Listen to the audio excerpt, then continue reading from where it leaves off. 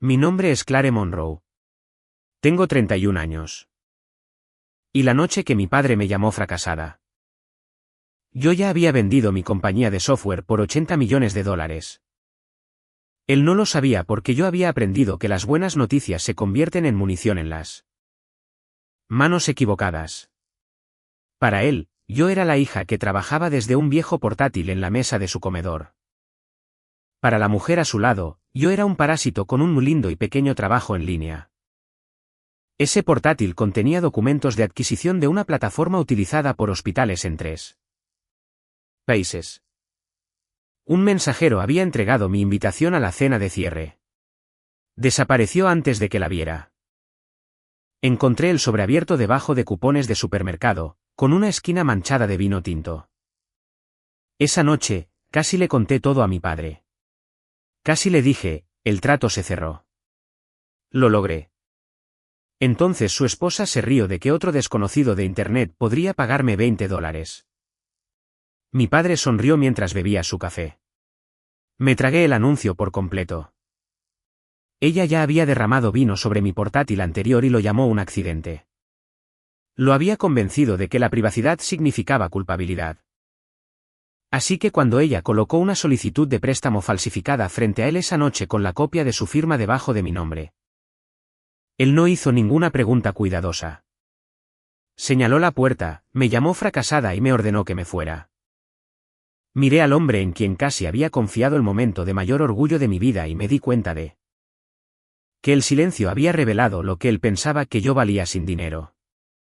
¿Alguna vez te has tragado tu propio éxito porque las personas más cercanas a ti ya habían decidido reírse antes de que te diga lo que dijo y lo que pasó después de que me fui? Dime qué hora es, dónde estás y desde dónde estás viendo. Quiero ver cuán lejos puede viajar esta noche una historia sobre ser subestimado. La solicitud falsificada parecía convincente porque Vanessa sabía qué detalles asustarían a mí. Vale. Lo nombraba a él como garante de un préstamo de emergencia de $200.000. Incluía sus datos personales, un escaneo de su firma y un correo electrónico de advertencia de que su casa podría ser embargada. Ella tomó la información del gabinete cerrado de su estudio y creó mensajes falsos en los que yo decía que mi negocio se estaba derrumbando y que papá era demasiado viejo para darse cuenta. Mi padre, Harold Monroe, había construido Monroe Commercial Supply durante 34 años. Creía que las firmas eran sagradas y la deuda un defecto moral. Vanessa no solo me había acusado de pedir dinero prestado. Había diseñado una traición en el lenguaje que él más temía. Dile que no es real, dije, manteniendo la voz baja mientras ella estaba de pie detrás de su silla con una mano en su hombro. Llama al prestamista al número de su sitio web público. Revisa los encabezados del correo electrónico. Dame 10 minutos. Siempre tienes una explicación, espetó Harold. El correo perdido, el ordenador roto. Las llamadas nocturnas. Lo escondes todo y esperas que siga financiando tu fantasía. Le había pagado el alquiler todos los meses. Había cubierto el nuevo techo de forma anónima a través de un contratista cuando su flujo de caja se ajustó. Pero Vanessa lo había entrenado para ver cada cosa tranquila que yo hacía como prueba de que no hacía nada. Ella inclinó la cabeza y preguntó si quería arriesgarse a perder la casa que mi madre había amado. Ese fue el giro final de la llave. Fuera, fracasada, gritó. Fuera antes de que destruyas lo que pasé mi vida construyendo. Podría haber abierto mi aplicación bancaria. Podría haberle mostrado el aviso de adquisición, la transferencia de 8 cifras. El comunicado de prensa programado para la semana siguiente. Mi mano incluso se movió hacia mi teléfono. Entonces me detuve. Si $80 millones era la única evidencia que podía hacer que mi padre me escuchara. No estaba pidiendo la verdad. Estaba pidiendo una etiqueta con el precio. Vanessa me siguió escaleras arriba mientras empacaba. Se apoyó contra la puerta de mi habitación y me observó meter ropa, documentos y la fotografía enmarcada de mi madre en 2 maletas. Esto es más saludable para todos, dijo. Cuando busqué la pequeña caja que contenía las cartas de mi madre, me dijo que pertenecía a la casa. La sostuve contra mi pecho y le dije que intentara quitármela. Por un segundo, la dulzura desapareció de su rostro. Luego apareció mi padre y ella volvió a ser amable. Afuera, la lluvia golpeaba la entrada con la fuerza suficiente para rebotar. Harold arrojó la bolsa de mi portátil junto a mi coche y me dijo que no volviera hasta que hubiera aprendido a ser responsable. Vanessa permaneció bajo la luz del porche, seca y satisfecha. Me fui sin revelar un número. Un comprador o el hecho de que la compañía sin valor de la que se burlaba acababa de saldar cada deuda que tendría en mi vida. Aparqué en un mirador de 24 horas sobre el valle. El agua se había filtrado a través de un sello dañado cerca del maletero y empapado la manta que guardaba allí. Mi teléfono se apagó a las 2:13 am. Antes de que la pantalla se pusiera negra. Abrí el último mensaje de voz que mi madre había grabado durante su última semana en cuidados. Su voz era débil pero firme. Clare, cuando una habitación te hace más pequeña. Irse no es un fracaso. A veces es lo primero honesto que haces. Lo escuché 2 veces. Luego la batería se agotó y el coche quedó en completo silencio. Durante varios minutos, me incliné sobre el volante y me permití romperme. No porque no tuviera a dónde ir, sino porque una parte infantil de mí todavía creía que mi padre saldría corriendo bajo la lluvia. Se disculparía y me pediría que volviera a casa. No aparecieron faros. Al amanecer, me lavé la cara en el baño de una gasolinera. Pedí prestado un cargador y llamé al administrador de la propiedad en Vesperry. La finca de $32 millones en Napa no era un trofeo impulsivo.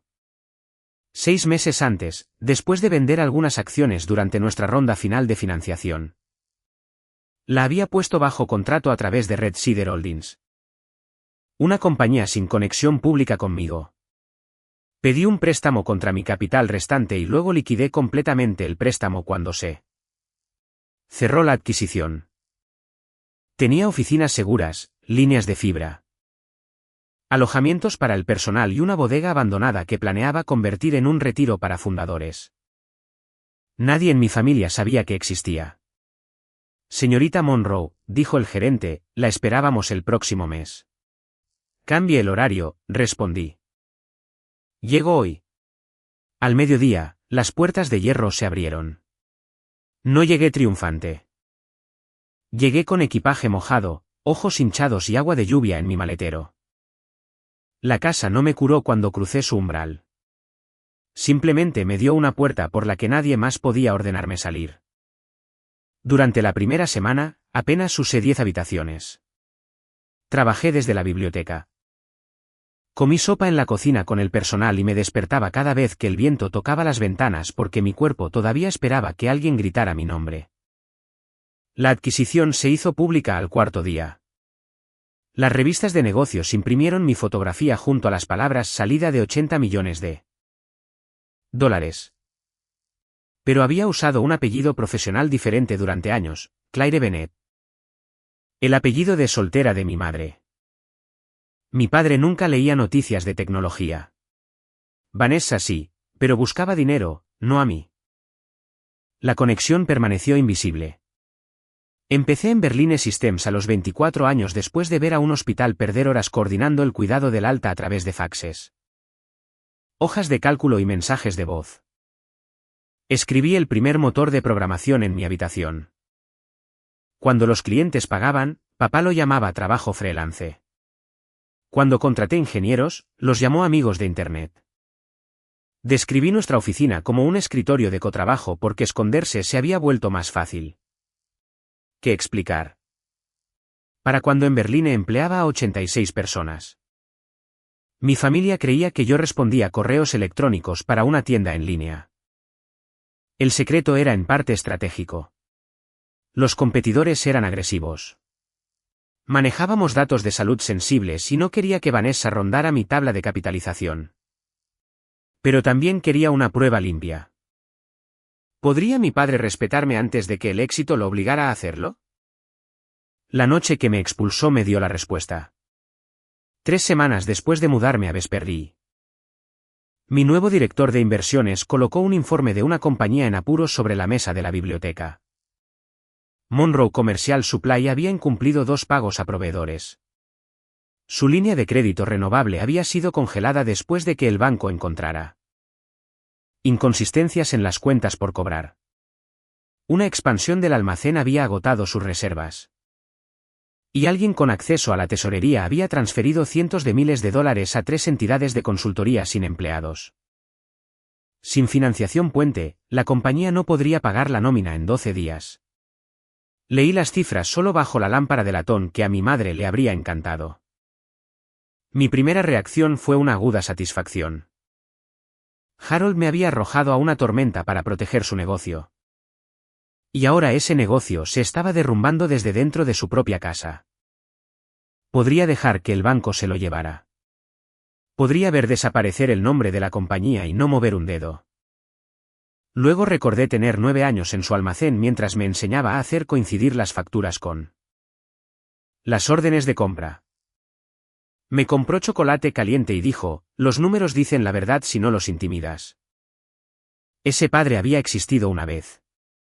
El recuerdo no borraba lo que había hecho, pero hacía que la venganza fuera menos simple. El rescate significaría comprar una segunda oportunidad. El silencio significaría evitar la confrontación. Así que elegí una tercera opción. No salvaría su compañía y no me escondería de él. Haría que él trajera su versión de la verdad a mi puerta. A través de Red Cedar Capital, el pequeño fondo que formé después de vender en Berlín. Mi equipo envió a Monroe Commercial Supply una expresión de interés no vinculante. No ofrecía dinero y no prometía ningún rescate. Simplemente declaraba que un director no identificado estaba dispuesto a revisar la compañía así. Harold y su asesor financiero presentaban los libros en persona en una ubicación privada en Napa. Mis abogados abrieron una sala de datos segura. En 48 horas, Vanessa subió libros de contabilidad alterados, pronósticos inventados y una declaración que culpaba a la interrupción familiar por las pérdidas recientes. Le estaba mintiendo a un inversor misterioso sin darse cuenta de que el inversor había desayunado frente a ella durante casi 2 años. Contraté a la contadora forense Mara Sin, quien descubrió que el préstamo falso fue creado en la impresora de casa de Vanessa.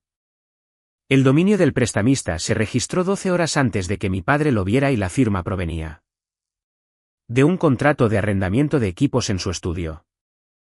Las empresas de consultoría que recibían dinero de la compañía estaban conectadas con el exnovio de Vanessa, Lucas Grant, a través de un abogado. Lucas proporcionó correos electrónicos y un vídeo desordenado en el que ella se reía de desangrar a Harold lentamente antes de la auditoría trimestral. Podría haber enviado la evidencia por correo electrónico. Podría haber visto llegar la disculpa de mi padre como un texto en una pantalla. En cambio, programé la reunión en Vesperry. Le dije al personal que tratara a los visitantes con cortesía. Le dije a mi jefe de seguridad que permaneciera cerca y envié la evidencia a los fiscales antes de que alguien cruzara mi puerta. No estaba preparando una emboscada teatral. Estaba eliminando cada ruta de escape de una mentira. La noche antes de la reunión, me paré en la bodega vacía y me pregunté qué quería realmente. No quería a Harold de rodillas. Lo quería despierto. Quería que Vanessa no pudiera convertir mi dolor en otra historia. Y quería descubrir si escuchar la verdad cambiaría a mi padre o simplemente cambiaría la forma en que calculaba mi valor. La reunión comenzó mientras yo estaba en una videollamada con el comité de inversiones de Red Cedar. Estábamos revisando una startup de logística renovable cuando Arthur, el mayordomo de la finca, apareció silenciosamente en la puerta de la biblioteca. Señorita Monroe, dijo. Han llegado los representantes de Monroe Commercial Supply. El señor Monroe me preguntó 3 veces si el director está aquí. A través de la ventana, vi el sedán de mi padre estacionado torcidamente en la entrada circular. Harold salió vistiendo el traje azul marino que reservaba para las reuniones bancarias. Le quedaba más holgado que 3 semanas antes. Vanessa emergió después de él con un abrigo de lana color crema y gafas oscuras. Llevando un portafolio de cuero como si la presentación por sí sola pudiera hacer que los números fueran ciertos. Harold agarró el brazo de Arthur antes de que la puerta principal se abriera por completo. Por favor, dijo, dígale a su empleador que aceptaré cualquier término razonable. Garantía personal, participación mayoritaria. Cualquier cosa. Necesito 20 minutos. 10 mis empleados tienen familias. Arthur liberó suavemente su manga. El representante de inversiones lo recibirá en el salón oeste. Terminé mi llamada y bajé con una carpeta delgada. Había imaginado esta escena con perfecta calma. En realidad, ver a Harold despojado de su certeza me golpeó más fuerte de lo esperado. Sus ojos estaban inyectados en sangre. Sus manos temblaban alrededor de las proyecciones. Por un segundo peligroso, quise decirle que lo arreglaría todo. Luego recordé esas manos arrojando mi ordenador a la lluvia. Vanessa me vio primero. Había estado examinando las pinturas en lugar de las salidas de la habitación. Su mirada se posó en mi cara, se movió a la carpeta con el sello de Red Cedar Capital y se congeló. Agarró el codo de Harold. No dijo mi nombre. Miró hacia la puerta, luego a la cámara de seguridad sobre ella. Y la vi comprender que irse no borraría lo que había subido. Harold confundió su pánico con estrés. Le dio una palmadita en la muñeca y susurró que el inversor era su última esperanza.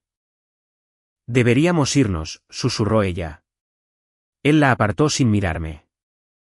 Ahora no. Puede que no tengamos otra oportunidad. Asumió que yo era una asistente. La desesperación había estrechado su mundo tan completamente que su propia hija podía estar a 10 pies de distancia y seguir siendo invisible. Tomé la silla frente a ellos. Hoy representaré al director. La boca de Vanessa se tensó. Harold finalmente me miró, la confusión cruzó su rostro antes de que la irritación la reemplazara. Claire, ¿qué estás haciendo aquí? Escuchando. Miró hacia el pasillo, esperando que entrara un adulto con autoridad. Esta es una reunión de negocios confidencial. Si trabajas para el fondo. Entonces por una vez en tu vida, no hagas que esto se trate de ti. Vanessa se puso de pie. Harold, dije que deberíamos irnos. Él abrió su presentación. Durante 12 minutos, mi padre le rogó a un inversor misterioso que no estaba en la habitación. Prometió hipotecar su casa, ceder el control de voto, reducir su salario y trabajar sin paga. Habló de lealtad, legado y la crueldad de ser juzgado por un mal trimestre. Luego, Vanessa dijo que su hija inestable había causado una crisis antes de desaparecer. La dejé terminar. Luego pregunté, ¿fue eso antes o después de que falsificaras la solicitud de préstamo? Harold se detuvo a media frase. La silla de Vanessa raspó el suelo. Puse mi mano sobre la carpeta. No hay ningún director ausente. Papá. Red Cedar Holdings compró esta finca. Red Cedar Capital te invitó aquí. Fundé ambas después de vender en Berlin Systems. Me miró fijamente como si las palabras pertenecieran a un idioma que reconocía pero que ya no podía entender. ¿Vender qué? Mi compañía de software. El pequeño trabajo en línea. 80 millones de dólares. El reloj de la repisa sonó 1, 2 y luego 11 veces más antes de que alguien hablara. Vanessa lo entendió primero.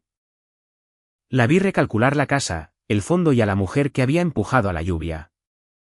El rostro de Harold perdió color lentamente. Su mirada viajó desde mi sencillo suéter negro hasta el viñedo más allá del cristal. Y luego de vuelta a la carpeta bajo mi mano.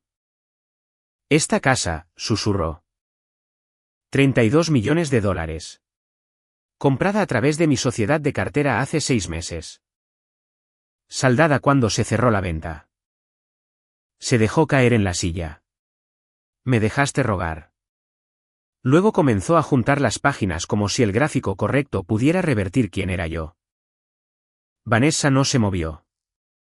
Por primera vez desde que la conocí, el cálculo no había producido ninguna salida. Le rogaste a un inversor. No te has disculpado con tu hija. Sus labios se separaron, pero no salió ningún sonido. Todas las promesas que acababa de ofrecer a un extraño, su casa, su título, su control, habían sido más fáciles para él que ofrecerme el beneficio de una pregunta honesta 3 semanas antes. Había esperado vindicación. Lo que sentí fue más frío, claridad. ¿Qué duele más? ¿Ser abandonado cuando no tienes nada o ser valorado solo después de que alguien descubre lo que posees? Harold se estiró sobre la mesa como para tocar mi mano. Aparté la carpeta antes de que pudiera. Clare, no lo sabía. Si me lo hubieras dicho. ¿Lo intenté? La frase lo detuvo. Le recordé la cena en la que intenté compartir el trato. El sobre del mensajero enterrado bajo los cupones. El vino en mi portátil y mi súplica de que verificara al prestamista. Miró a Vanessa. Ella había dejado de fingir preocupación. Eso no prueba nada, dijo. Nos invitó aquí porque quiere venganza. Todo esto es una trampa. La reunión es una trampa solo si planeas estafar al inversor, respondí. ¿Lo hiciste? Vanessa se rió demasiado fuerte. La compañía de Harold necesita liquidez. Los pronósticos cambian. Todo negocio en apuros ajusta su presentación. Abrí la carpeta y saqué el informe de metadatos. El prestamista que supuestamente me dio $200.000 no existe.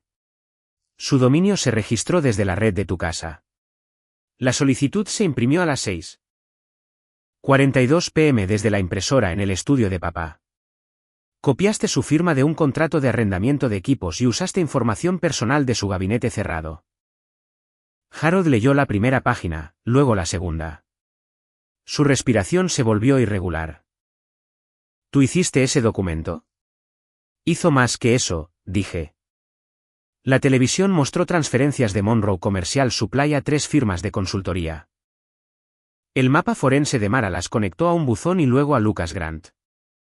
El total fue de $648.000 en 11 meses. Luego vinieron las cuentas por cobrar alteradas que Vanessa subió a Red Cedar. Había inflado los contratos en casi un 40% y ocultado avisos de impuestos vencidos bajo marketing. Archivado. Harold negó con la cabeza una y otra vez. Me dijiste que el banco cometió un error. El banco sí cometió un error, espetó Vanessa. Confió en un viejo provinciano para dirigir una compañía que debería haberse vendido hace 10 años. El insulto aterrizó y algo en la postura de Harold se derrumbó. Aún así, no me miró. Miró la pantalla. Buscando una versión de los hechos en la que él simplemente seguía teniendo mala suerte. Vanessa se volvió hacia mí. ¿Crees que el dinero te hace brillante? Te escondiste en un dormitorio durante años y tuviste suerte una vez. Montaste esto porque necesitas que él se sienta pequeño. No, dije. Los traje aquí porque las mentiras se detienen en esta habitación. Puse el vídeo que Lucas había proporcionado. Vanessa apareció en la pantalla en la cocina de una suite de hotel sosteniendo una copa de champán. Su voz era inconfundible. Bromeó diciendo que Harold firmaba cualquier cosa que ella pusiera bajo sus gafas de leer. Describió cómo movía dinero en cantidades lo suficientemente pequeñas como para culpar a los costos de expansión. Luego dijo, lo desangraré lentamente. Haré que la hija parezca inestable y me iré antes de la auditoría trimestral. Los hombres como Harold no defienden los hechos. Defienden a quien los haga sentir admirados.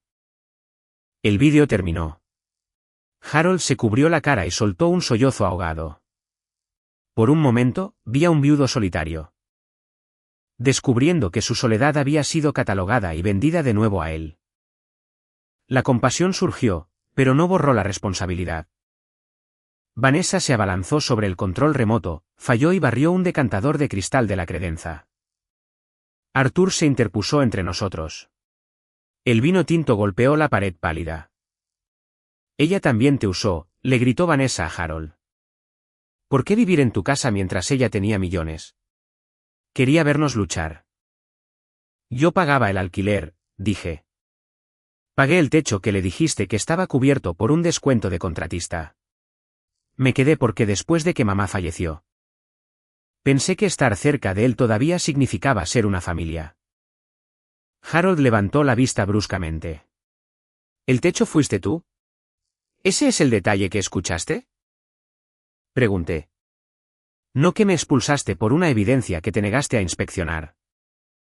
Se deslizó de la silla hasta arrodillarse.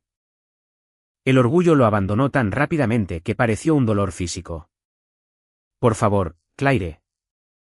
No llames a las autoridades. Todavía no. Déjame arreglar esto. Le devolveré el dinero a la compañía. Venderé la casa. Solo dame un día. Si esto se hace público.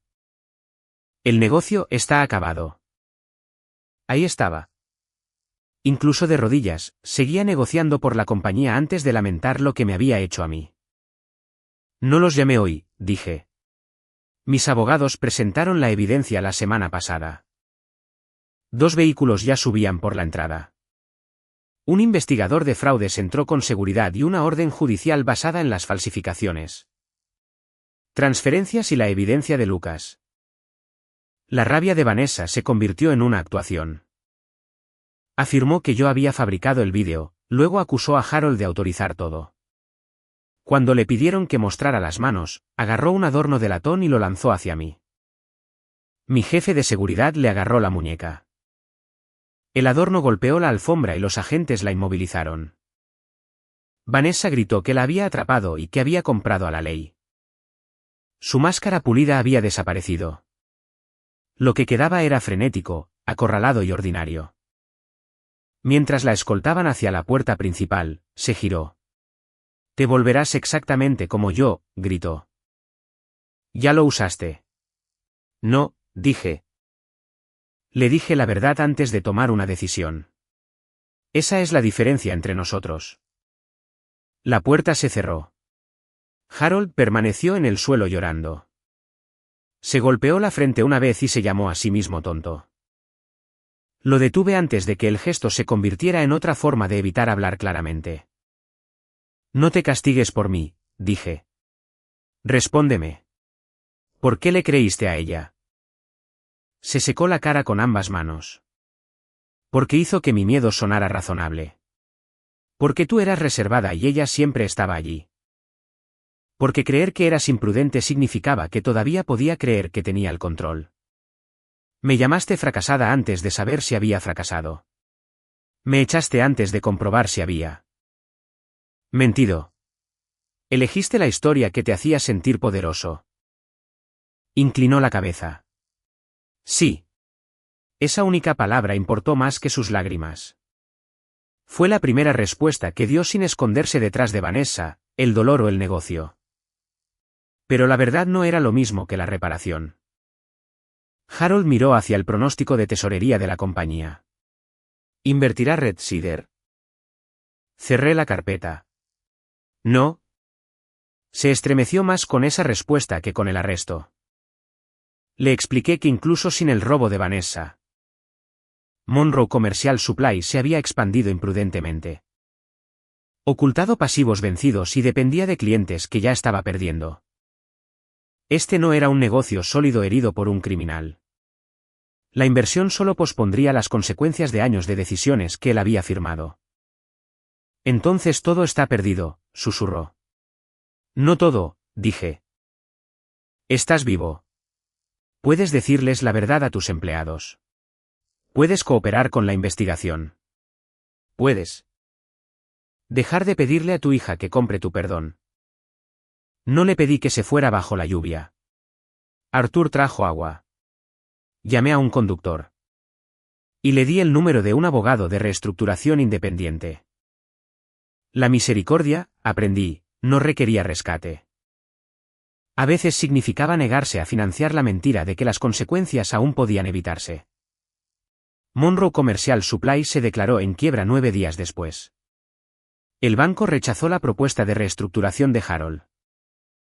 2 clientes importantes rescindieron sus contratos y las cuentas por cobrar alteradas hicieron imposible una nueva financiación.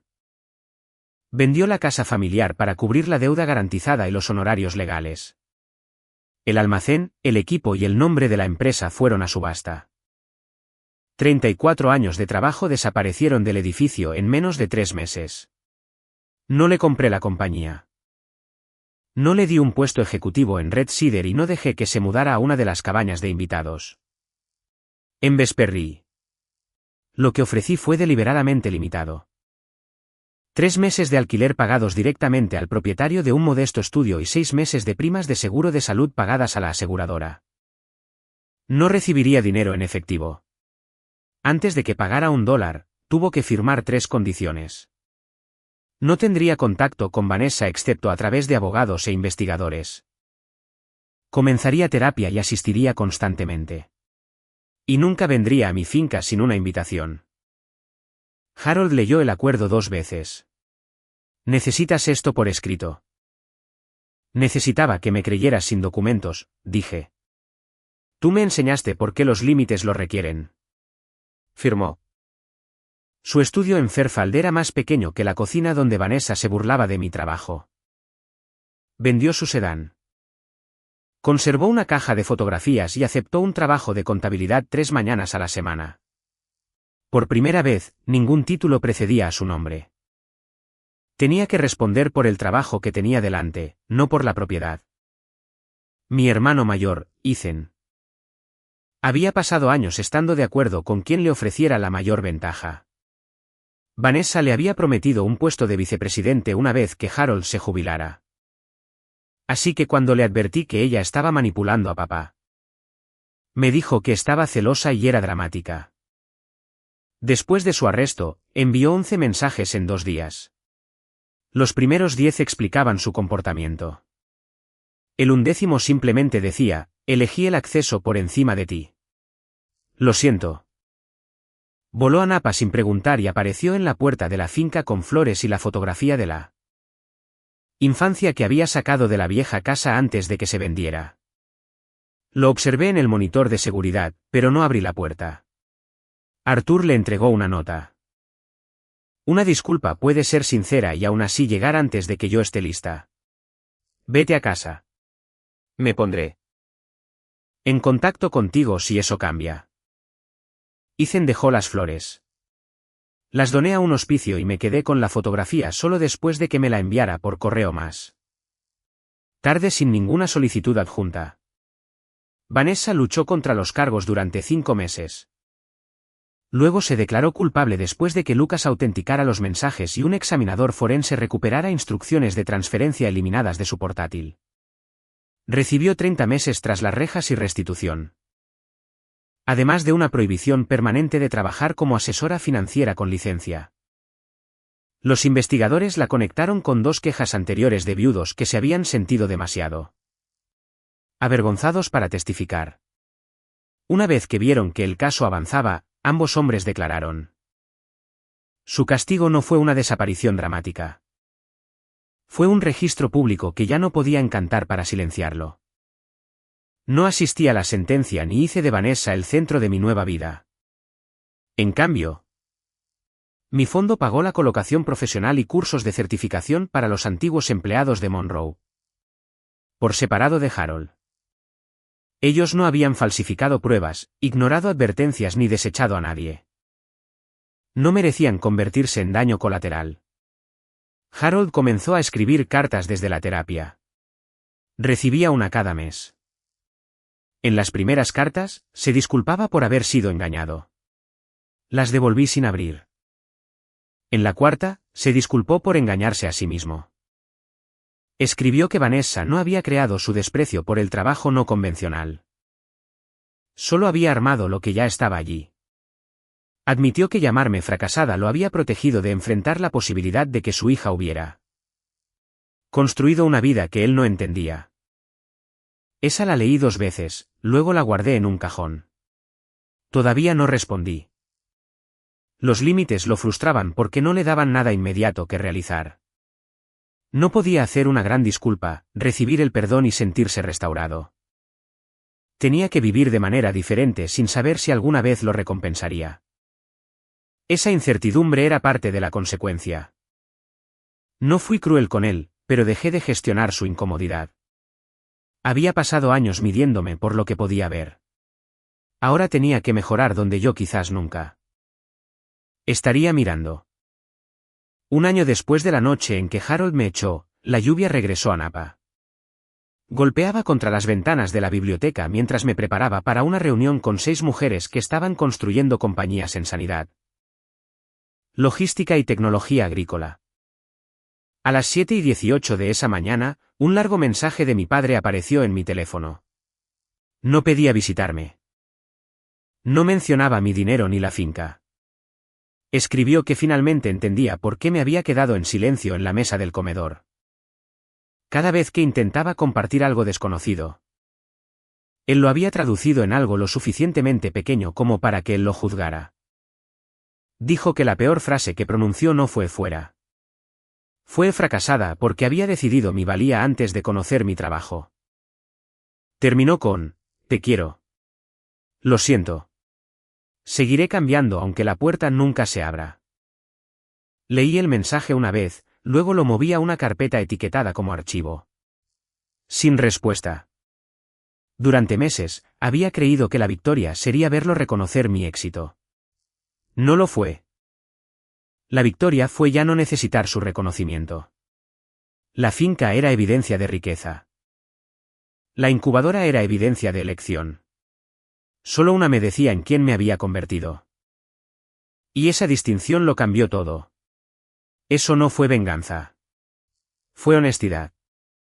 El perdón puede llegar algún día. Pero el acceso no es el premio que alguien recibe por nombrar finalmente la herida que causó. A Harold le iba mejor. Se había mantenido en terapia, cortado todo contacto con Vanessa y aprendido a vivir con su salario. Podía reconocer ese progreso sin renunciar a la paz que había construido. Había una verdad que él aún no sabía. En la subasta de quiebra, Red Cider había comprado el antiguo almacén de Monroe.